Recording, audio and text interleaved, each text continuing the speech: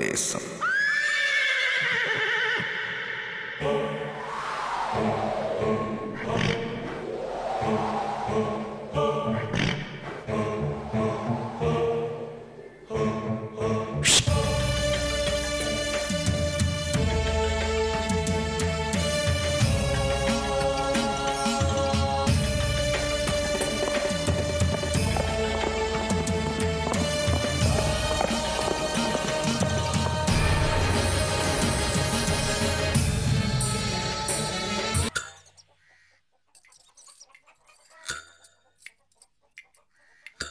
நேரமாச்சு, கிளம்புங்க.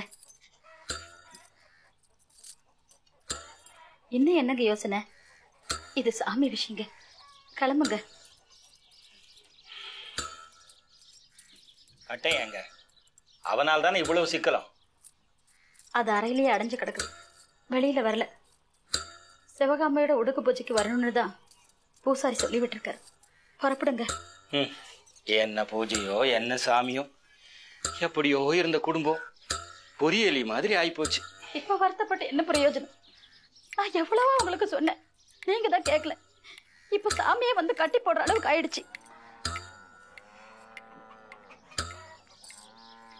ராசு, என்னது பிளேட் வச்சு விளையாடிட்டு இருக்க? வெட்டிக்கு போகுது, வா.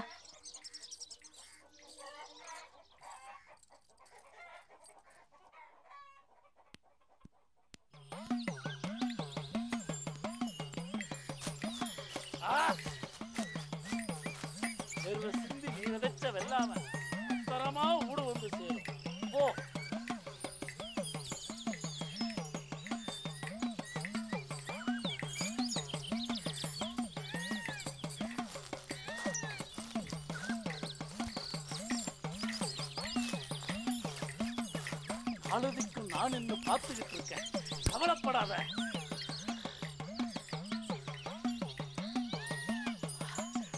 இருந்து இடுக்கா ஒருத்தன் 10 நாள்ல வருவான், பயப்படாத, நான் இருக்கேன். போ.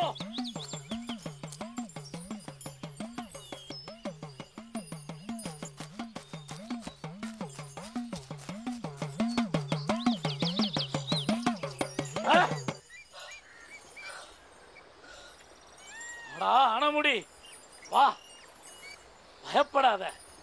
வீட்டு கன்னிக்கு ஒரு நல்ல வழி காட்டத்தான் கூப்பிட்டேன். எங்க அந்த கன்னி?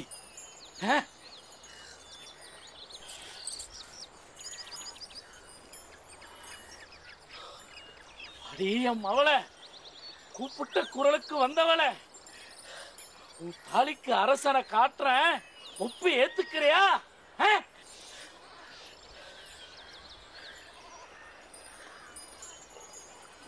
ஆகட்டும் சாமி. என் முன்னால ஒரு பெரும் கூட்டம், கூட்டத்துல இடதோறும் என்ன போல கருப்பா நெஞ்சு முழுக்க நெருப்பா இருக்கிறவன் யாரு? யாருடா?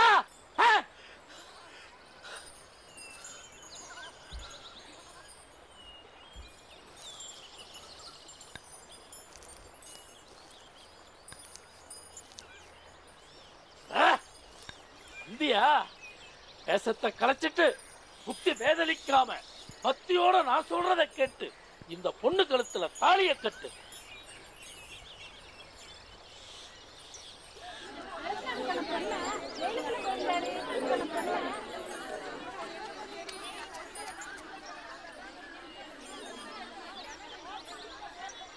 நான் காட்டுல வாழ்ற கல்ல, ஜெயில இருந்து தப்பி வந்திருக்கிற கைதி, என்ன போய் இப்படி கட்டி போடுறிய சாமி? டேய், சட்டமும் திட்டமும் நானா இருக்கும் போது நீ ஏன்டா கவலைப்படுற? கட்ட தாலிய.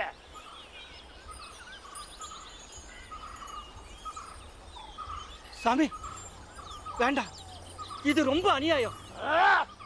யாராம என் பேச்சுக்கு மறு பேச்சு பேசுறவன்? சூடம் அடிச்சு சத்தியம் செஞ்சவளே, கூட வந்தவனுக்கு பாடம் பத்தலையா? ஆத்தா உசுர் எடுத்தும் அடங்கலியா ஆணவம்? இன்னொரு உசுரை எடுக்கணுமா? ஐயோ சாமி, அப்படி எதுவும் செஞ்சு விடாத. செல்லமா வளர்ந்த பொண்ணு இப்படி ஒரு கல்லடைக்கு முடிச்சு போடுறேன்னு இப்படி பேசி விட்டாரு சாமி. ஓடி பைத்தியக்காரி, இவ எம்மவ, இவன் மனசு எனக்கு தெரியும். கல்லனா இருந்தாலும் கண்ணி இவன் மனசுக்குள்ள நல்லவனா நாயகனா நிக்கிறவன் இவன் தாண்டி. கொல்லாத குடும்பத்துல பிறந்த பாவத்துக்கு சொல்லாம பூட்டி வச்சு செத்துருக்கா ஒவ்வொரு நாளும். கருப்ப நான் சொல்றேன், கட்டுத்தாலிய.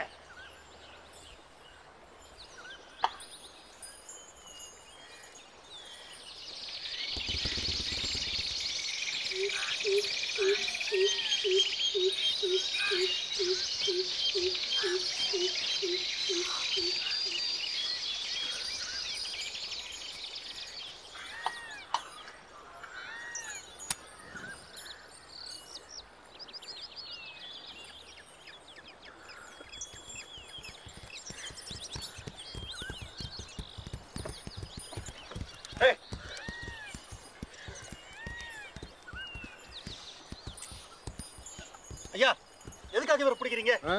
ரிமாண்ட்ல இருக்கிற கைதி தப்பிச்சுட்டா பிடிக்காம என்ன பண்றது?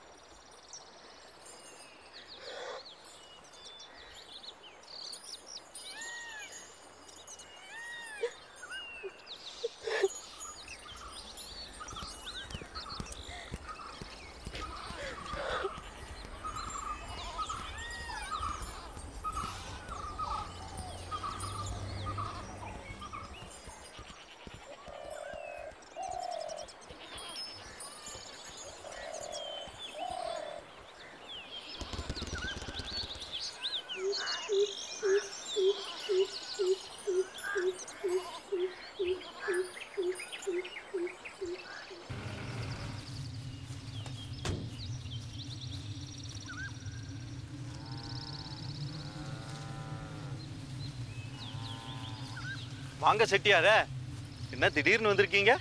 ஏன் நான் வரக்கூடாதா? சேச்சா, சும்மா ஒரு பேச்சுக்கு சொன்னேன் செட்டியாரே. நீங்க எதுக்கு வருவீங்கன்னு எனக்கு தெரியாதா? அது இருக்கட்டும், நம்ம விஷயம் என்னாச்சு? மேற்கொண்டு ஏதாவது தெரிஞ்சுதா? அந்த ரீனா பொண்ணு கெட்டிக்காரியாச்சே, இன்னும் ஏதாவது கண்டுபிடிச்சாளா? இல்ல செட்டியாரே, அந்த 3வது காளிப்பானை கிடைச்சதோட சரி. 4வது காளிப்பானை இருக்கிற இடம் தனக்கு தெரியுன்றான், ஆனா கேட்ட சொல்ல மாட்டேங்கிறான். காளிப்பானையை விடுபெருமா, அதுல இருந்து நகைங்க என்னாச்சு? என் வயிறு என்னாச்சு? அதை இன்னும் தேடலையா? நீங்க போன வேகத்தை பார்த்தா சீக்கிரம் கண்டுபிடிச்சிருவீங்கன்னு நினைச்சேன். எங்க செட்டியார, அதுக்குள்ளதான் ஊருக்குள்ள என்னென்னமோ நடந்து போச்சே. ஆனமுடியாரோட சின்ன பொண்ணு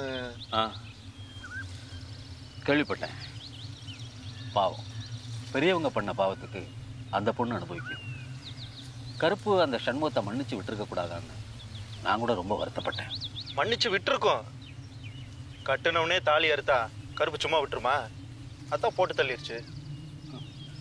இந்த மாதிரி விஷயத்துலலாம் இவ்வளவு சீக்கிரம் வந்து தீர்ப்பு சொல்ற கருப்பு நம்ம பொன்பான விஷயத்துல மட்டும் ஒரு வழியும் காட்ட மாட்டாங்க. எனக்கு அந்த வருத்தம் உண்டு செட்டியார. ஆனா அந்த ஆனமுடியான தேடாதேன்னு உத்தரவு போட்ட மாதிரி கருப்பு நமக்கு எதுவும் உத்தரவு போடலையே, அதுவே பெரிய விஷயம். கவலைப்படாதீங்க செட்டியார, அந்த நகைங்களை எப்படியும் தேடி கண்டுபிடிச்சு எடுக்காம விட மாட்டேன். நான் வரேன். என்ன செட்டியார, அதுக்குள்ள கிளம்பிட்டீங்க? வீட்டுக்கு வாங்க, சாப்பிட்டு போவோம். இல்லை பிரம்மா, நான் இங்கே வேட்டைக்கார மங்கலத்துக்கு ஒரு கான்ட்ராக்ட் விஷயமா போக வேண்டியிருக்கு. அப்படியே வழியில் ஒன்றை பார்த்துட்டு போகலான்னு வந்தேன். நான் வரேன்.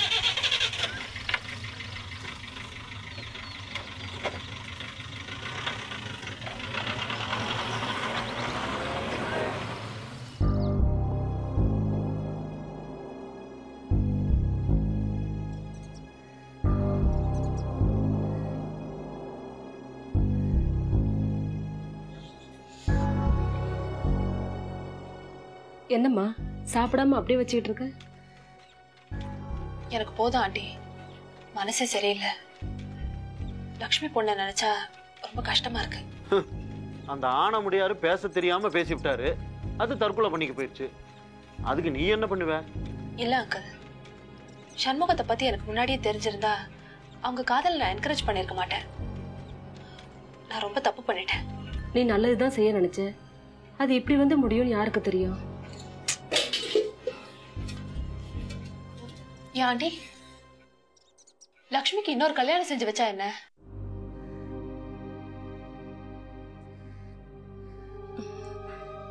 கேட்கறதுக்கு நல்லதாமா இருக்கு. ஆனா எவன் கட்டிக்க வருவான்? ஒருவேளை அந்த பொண்ணு அழக பார்த்து ஆசைப்பட்டு ஒருத்தன் ஏத்துக்க வந்தாலும் அவன் வயித்துல வளருதே, அதையும் எப்படிமா ஏத்துப்பான்? நம்ம நாட்டுல ஆம்பளைங்களுக்கு இன்னும் அந்த அளவுக்கு மனப்போக்கம் வரலம்மா. அப்படின்னா லக்ஷ்மிக்கு ஃபியூச்சரே இல்லையா ஆண்டி? தெரியலம்மா. ஆத்தாப்ப இருக்கிற வரைக்கும் வச்சு காப்பாத்துவாங்க. அதுக்கப்புறம் தலையெழுத்து எப்படி போகுமோ யாருக்கு தெரியும்? ஏன் ஆன முடியாருக்கு தான் சொத்து இருக்குதுல்ல, பங்கு கொடுக்க மாட்டாரோ? அந்த சொத்துக்கள்லாம் தான் தாய் பத்திரம் எதுவுமே இல்லையே. எல்லாத்தையும் தான் எங்க ஆத்தா எங்கேயோ ஒழிச்சு வச்சுட்டு போயிட்டாலே. யார் அதை ஏமாத்தி எப்படிலாம் சேர்த்தாலோ பின்னாடி என்னெல்லாம் விலங்கு வருமோ தெரியல. ஆக மொத்தத்துல அந்த பொன்பான நகைங்கள்லாம் கிடைச்சாதான் ஆனமுடையான் குடும்பத்துக்கும் விடிவு காலம் போல இருக்கு. அம்மா ரீனா, சீக்கிரம் தேடி கண்டுபிடிக்கணுமா?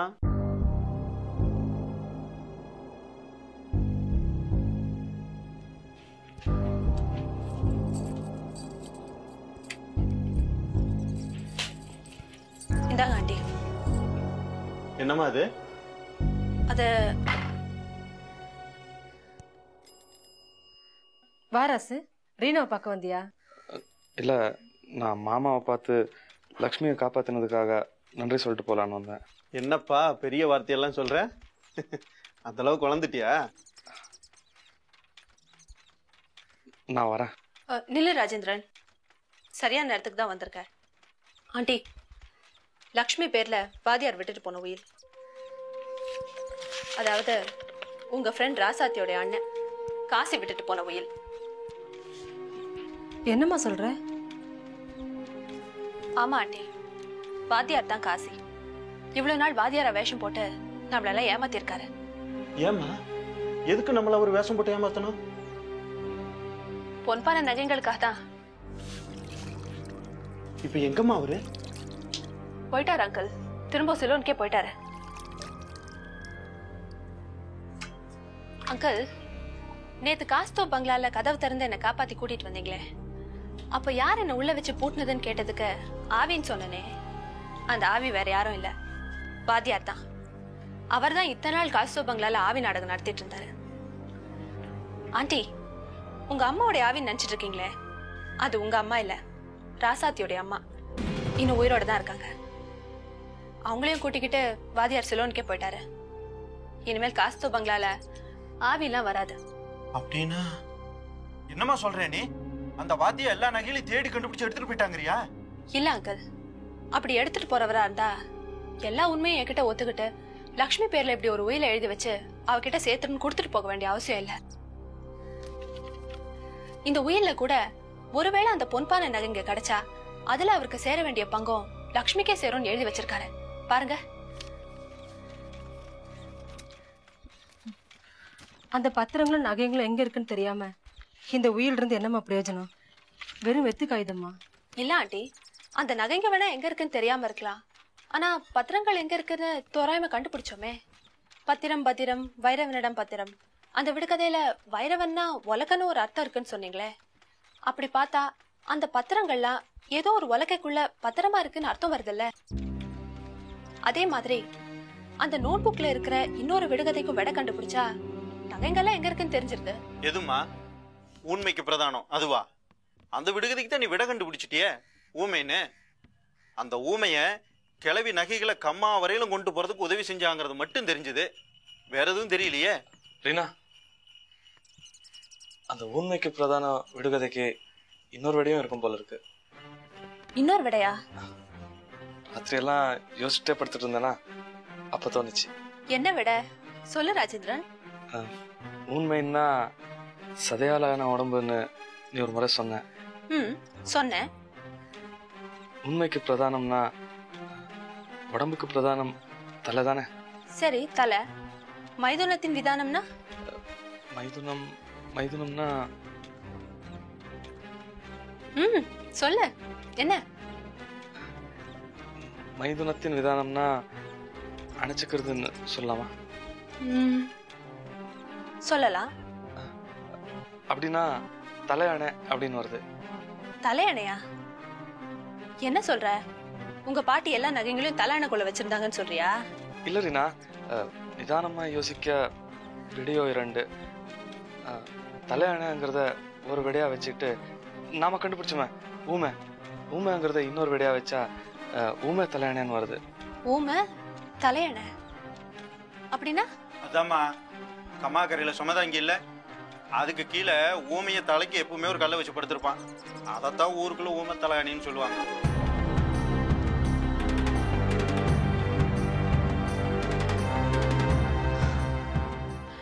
ஏய் Rasu, you're a genius yeah. Correct uncle. எல்லா நகையும் அந்த கல்லுக்குள்ள தான் இருக்கணும். பாட்டி ரொம்ப கிளவரா ஆபரேட் பண்ணிருக்காங்க. கம்மாயை கடக்குற மாதிரி அசோகன் அமிச்சிட்டு திரும்பி வந்து எல்லா நகையும் அந்த கல்லுக்குள்ள புதைச்சு வச்சிருக்காங்க. வர வழியில 4 காலி பண்ணி மூளை கொண்டு போட்டிருக்காங்க.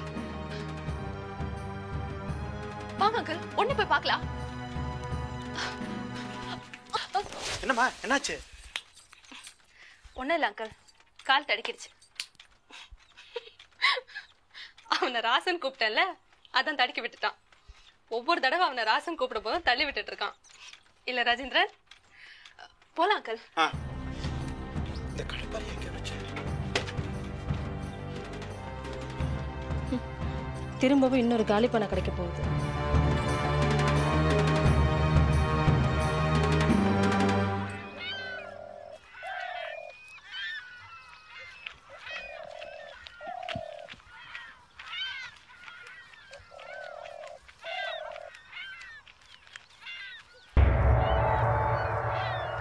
அங்கிள், அங்க பாருங்க. என்னம்மா அது? சுமதாங்கி கல்லு சாஞ்சு கிடக்கு, ஊமையன் தலையனை புரட்டி கிடக்குது.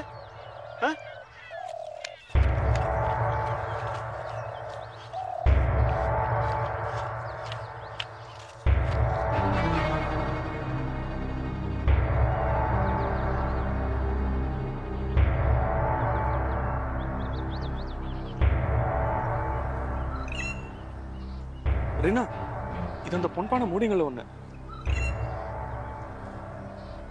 நகைங்க இங்கதான் இருந்திருக்கணும்.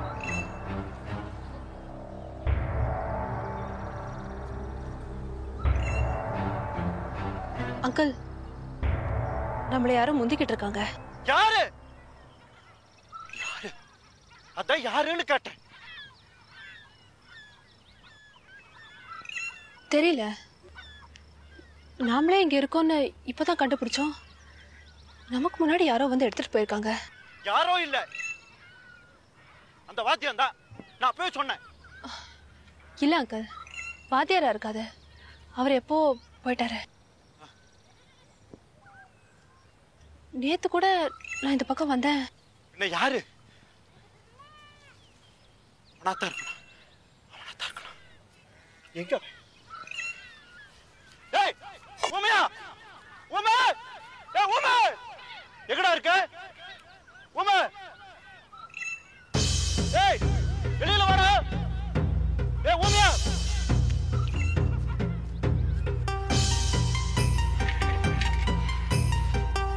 ஏய் ஊமையா, ஏய் ஏய் ஊமை, எங்கடா இருக்க நீ? ஊமையா.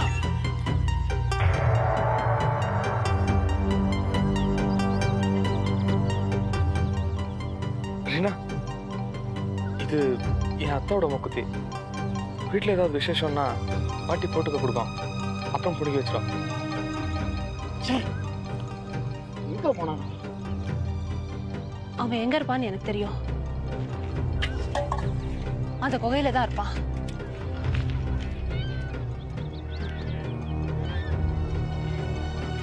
மாமா,